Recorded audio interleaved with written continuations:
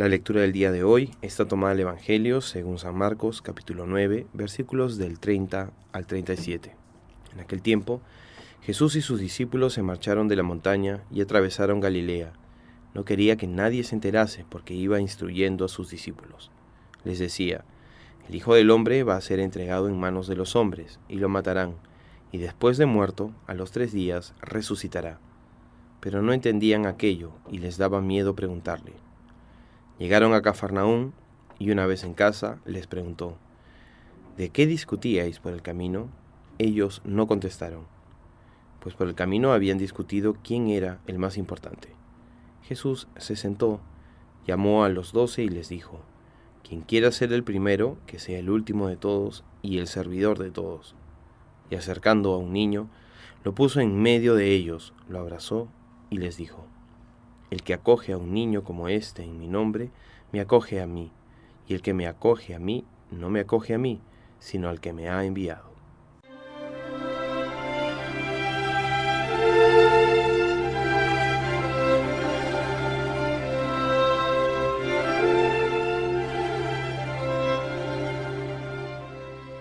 Queridos hermanos, creo que la mejor manera de entender la palabra de Dios es entrar en ella como se entra en una casa.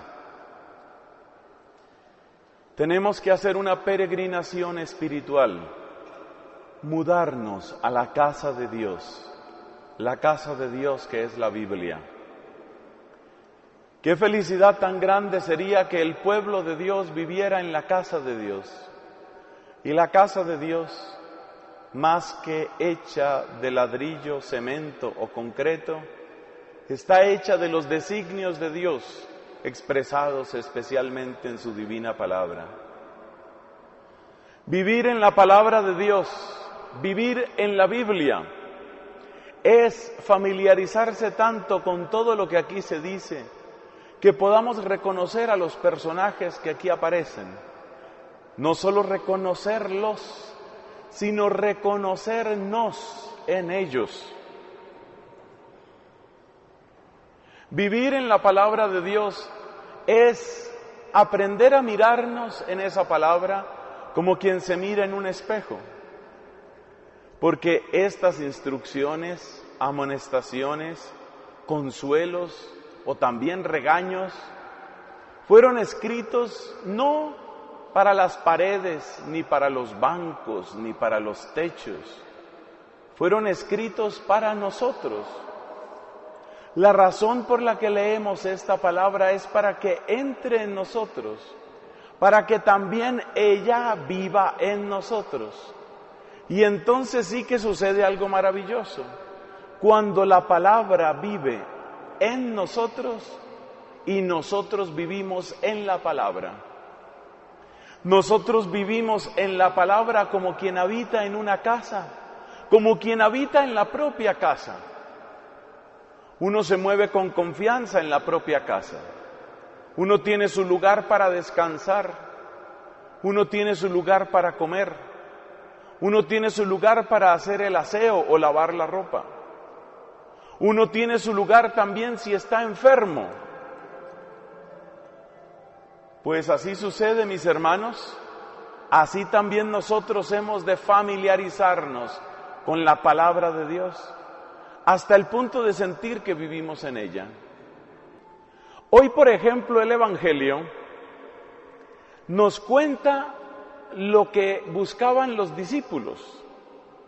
Los discípulos estaban buscando los primeros puestos. Y Jesús no se sintió muy de acuerdo con esa actitud de ellos.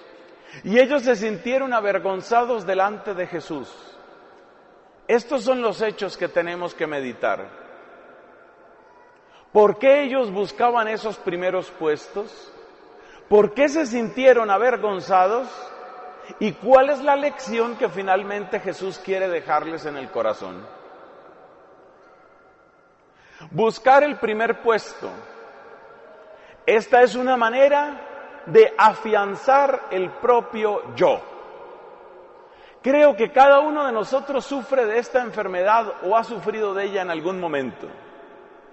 Buscamos el primer puesto cuando queremos ser o los más ricos, o los más importantes, o aquellos a los que la gente rinde pleitesía, aquellos que tienen el mayor honor, los que ganan los mejores aplausos, los que siempre son tenidos en cuenta. Aquel que está en primer lugar, aquel que tiene el primer puesto, siempre es tenido en cuenta. Y eso es sobre todo lo que nosotros queremos. Queremos ser tenidos en cuenta, queremos que las cosas dependan de nosotros, queremos que nuestra palabra, queremos que nuestra opinión, queremos que nuestro gusto, queremos que nuestro bienestar sea tenido en cuenta. Eso es tener el primer puesto. Y por el contrario, renunciar al primer puesto, ¿qué será entonces? Renunciar al primer puesto es aceptar que muchas cosas de las que suceden sin que nosotros seamos consultados. Muchas cosas de las que suceden en contra de nuestro gusto, de nuestra opinión, de nuestro parecer. No tener el primer puesto significa muchas veces quedar en un segundo plano, convertirnos en paisaje, ser personas o ser grupos de los cuales hay una opinión quizás pobre o ninguna.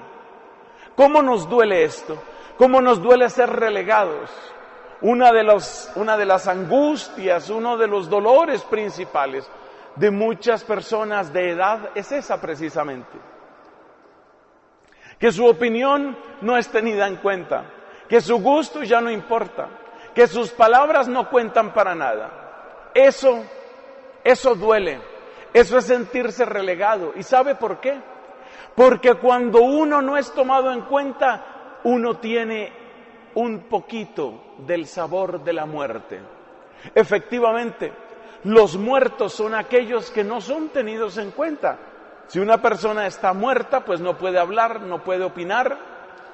Lo más probable es que sus gustos ya no interesen. Allá quedó atrás, queda en el pasado. El presente será para otra generación. Entonces observemos la profundidad que tiene esto. Cuando uno busca el primer puesto, normalmente lo que uno busca es una afirmación del propio yo.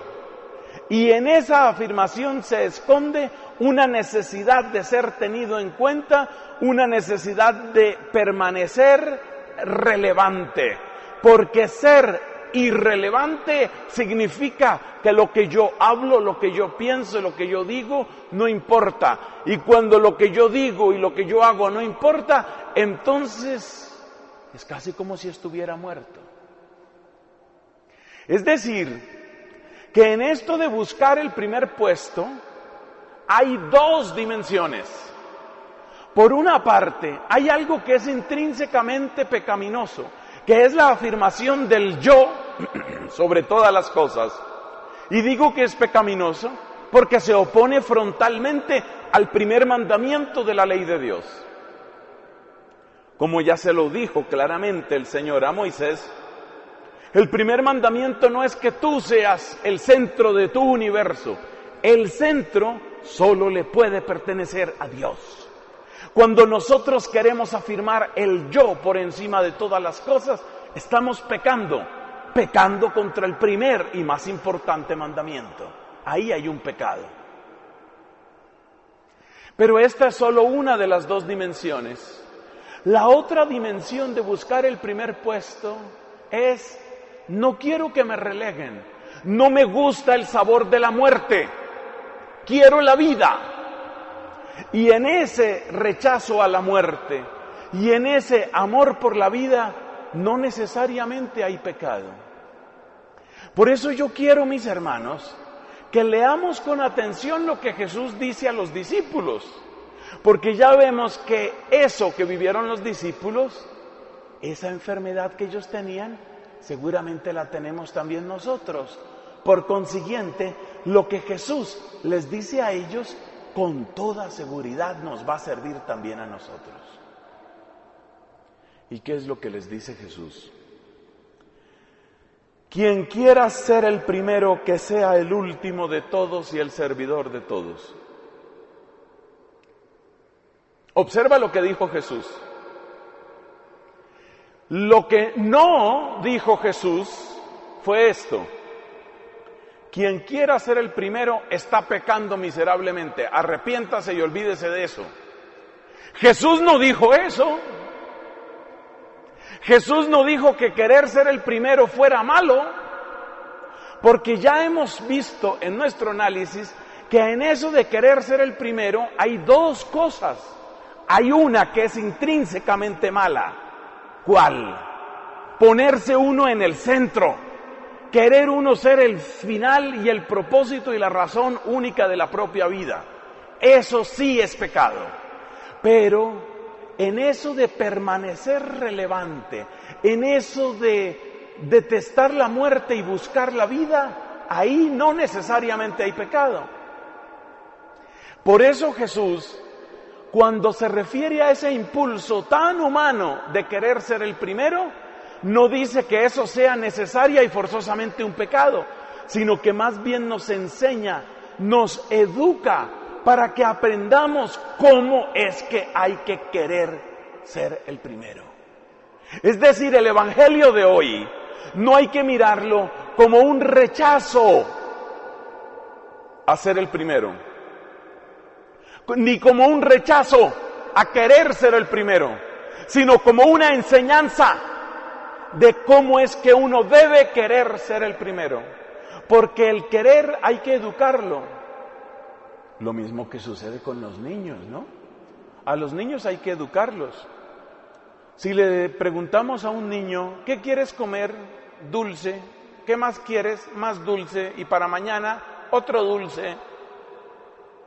Pero nosotros educamos a los niños para que aprendan a querer no solamente el dulce, así el dulce sea lo que les gusta. Así también Jesús quiere que nosotros eduquemos nuestro gusto, eduquemos nuestro querer, eduquemos nuestra voluntad. Por eso yo digo a todos, especialmente a aquellos que sienten en su corazón el deseo de ser el primero. Yo te digo, de parte de Cristo y de parte del Evangelio, lo que quieres es muy valioso, pero aprende a quererlo, aprende cómo hay que quererlo y aprende en dónde está el peligro para que lo evites. Jesús nos dice, quien quiera ser el primero, que sea el último de todos y el servidor de todos. ¿Por qué nos habla así Jesús? Porque Jesús quiere enseñarnos cómo hay que aprender a ser el primero. Porque en la sociedad tiene que haber alguien que esté de primero. Y en la iglesia tiene que haber alguien que esté de primero. Y en una comunidad tiene que estar alguien que vaya de primero. Y en la familia tiene que haber alguien que esté de primero. Pero cada uno de esos, el que esté de primero en la familia, el que esté de primero en la iglesia, el que esté de primero en el país o en la ciudad, ese tiene que aprender cómo tiene que ser primero.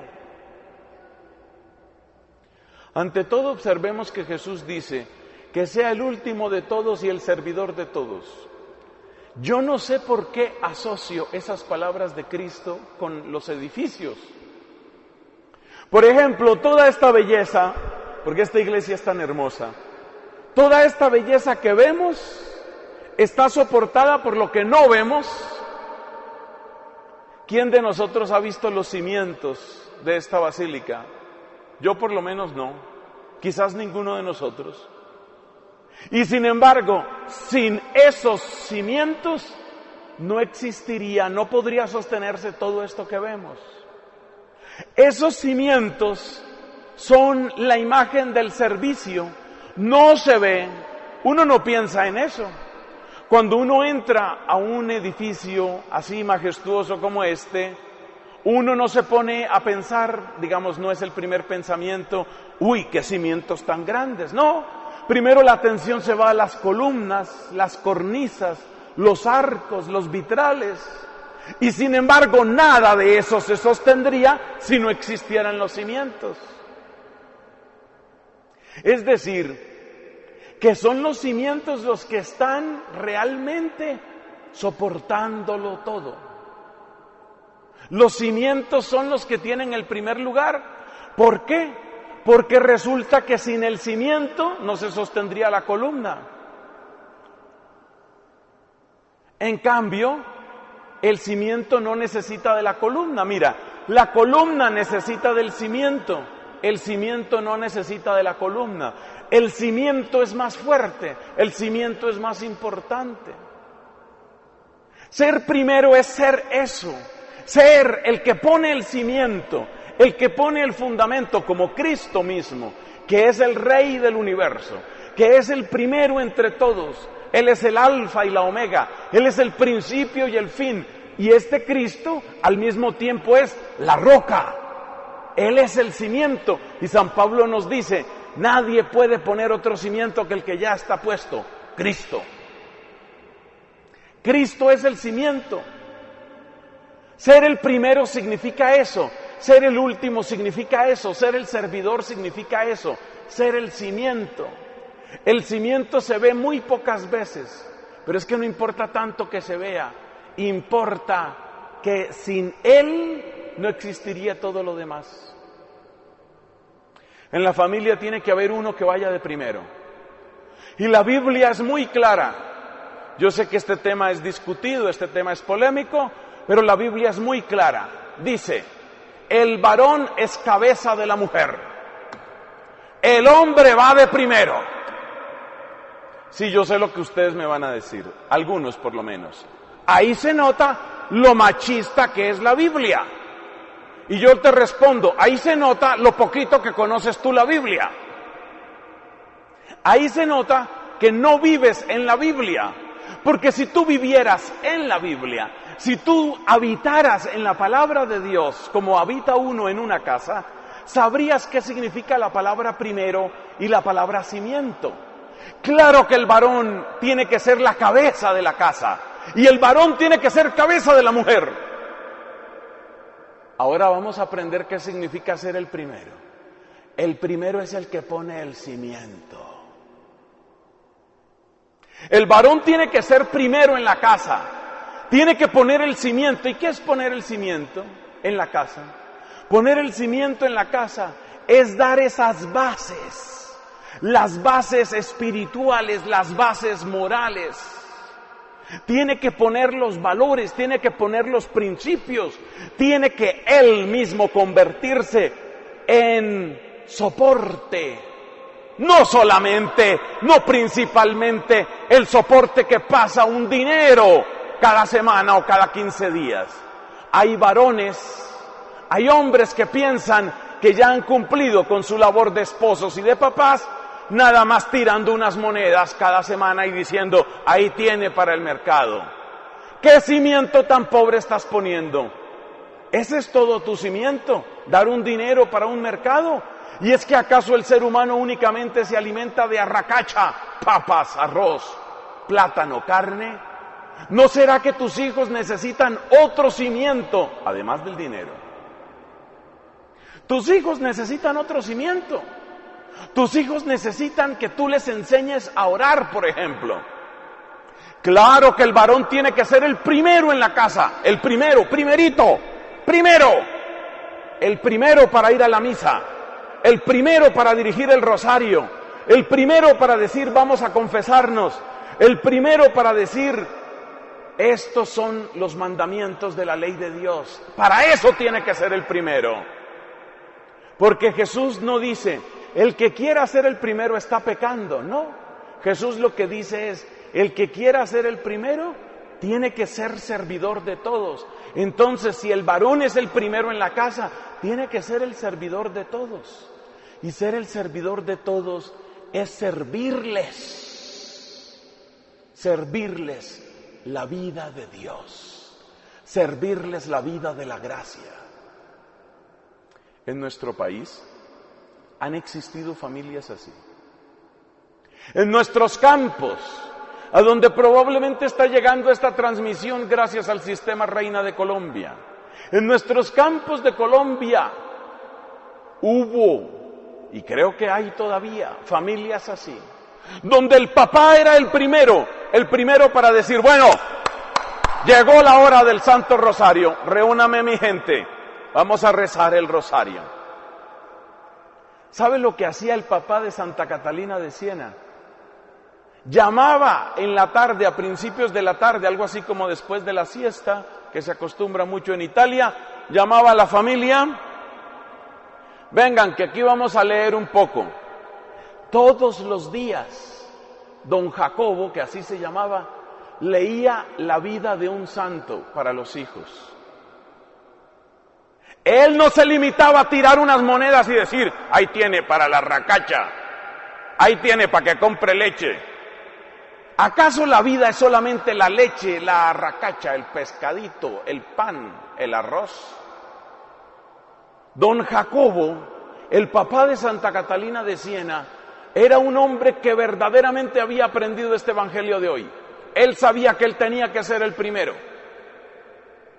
Y por eso era el primero en decir el domingo, bueno, arreglarse pronto niños, vamos para la misa. Era el primero. Eso es ser un papá, eso es ser un varón, eso es ser un varón. Y yo les puedo asegurar una cosa, si los varones aprenden a ese servicio, jamás nadie les tachará de machistas. Porque el machismo es lo contrario del evangelio. El machismo es ponerme en el centro, yo estoy en el centro, mi esposa para que me sirva. En todo, en la comida, en la ropa, en la cama, en todo. Yo soy el centro. Usted no es solamente un machista, usted es un pecador, probablemente un miserable pecador, porque está pecando contra el primero y más importante de los mandamientos. El centro no puede ser usted, papito, usted no puede ser el centro es Dios.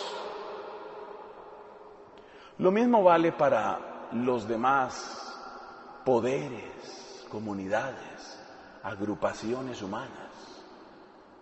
El sacerdote tiene que ser el primero en el ejemplo, el primero en el testimonio, el primero en la valentía, el primero en la oración. El sacerdote tiene que convertirse muchas veces en la conciencia de un pueblo.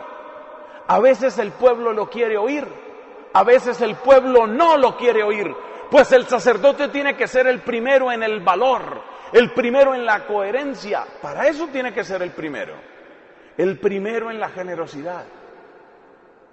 Cuando la gente dice del clericalismo, ¿a qué se refiere? Se refiere al pecado que a veces cometemos los sacerdotes, como si fuéramos papás malcriados en hogares destruidos o desarreglados. También hay sacerdotes que miran a la parroquia o miran a la comunidad cristiana para que me sirva a mí. Señor cura, ha perdido completamente la ruta. Es exactamente al revés. Has recibido la ordenación sacerdotal no para servirte a ti mismo, no para que te sirvan, sino para que tú sirvas. Por supuesto hay límites humanos, hay fragilidad, hay cansancio y también hay pecado.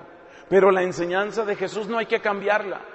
La solución no es cambiar la enseñanza de Jesús para acomodarla a lo que a nosotros nos gusta. La solución es arrepentirnos de lo que estamos haciendo mal, pedir la gracia sin la cual nadie puede progresar en la verdadera virtud y seguir el camino. Resumen del Evangelio de hoy. Hemos dicho solo dos cosas. Primera, que hay que familiarizarse con la palabra de Dios. Para eso lo mejor es tratar de memorizar al máximo los textos bíblicos. Especialmente las mentes jóvenes, como las de mis queridos acólitos aquí presentes. Especialmente las mentes jóvenes deben tratar de retener todos los detalles de la palabra de Dios, recordarlos con frecuencia, amarlos en su corazón. Eso fue lo primero que dijimos. Y lo segundo que dijimos fue que Jesús no nos está diciendo que sea intrínsecamente malo lo de buscar ser el primero. Es malo solamente cuando nosotros pretendemos reemplazar a Dios. Cuando nosotros buscamos ser el centro, no, el centro solo le pertenece a Dios, solo Él debe estar en el centro, en el primer lugar y el más alto. Y por eso sí que hay una manera de buscar ser el primero en el amor, en el ejemplo, en el servicio, el que sirva como fundamento, el que quede ahí, muchas veces sepultado, muchas veces olvidado. Yo pienso en mis hermanos dominicos, muchos de ellos tan generosos, tan buenos hermanos. ¿Cuánta gente viene, por ejemplo, en un fin de semana a esta basílica? La gente viene y sale renovada en su corazón después de recibir el sacramento de la reconciliación.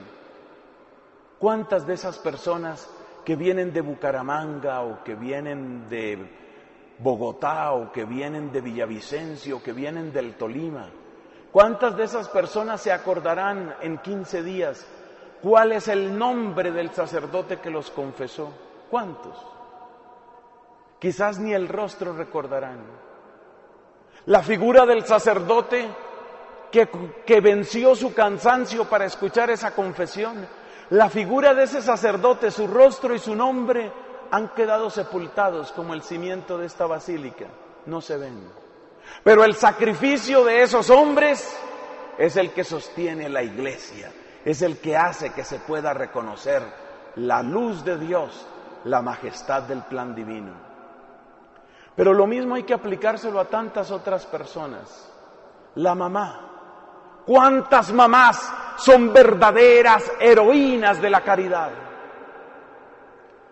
En lo más sencillo y cotidiano de la vida, en cosas tan elementales como preparar bien unos alimentos, recibir a los niños que llegan del colegio, cuidar la salud, encomendarlos siempre a Dios en la oración, consolarlos cuando están tristes, aconsejarlos cuando están desorientados.